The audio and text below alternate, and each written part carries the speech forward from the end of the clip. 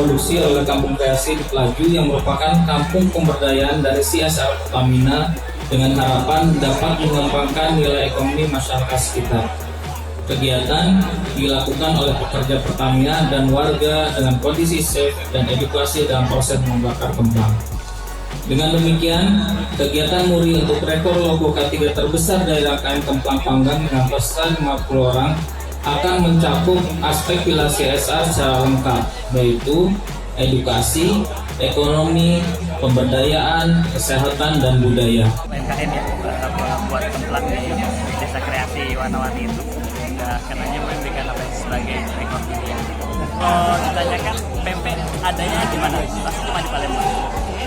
Dan juga Kemplang sama tujuannya adalah supaya kenapa mau diberikan rekor dunia, kan memang itu merupakan apa warisan budaya lokal dan tidak akan mungkin diberikan di negara lain. Kenapa? Karena memang budaya kita asli, dan oleh karena juga murid ingin setiap daerah itu banggakan budaya kita. Juga ini apa mengapresiasi juga menjadi inovasi ya agar ditiru oleh lembaga-lembaga.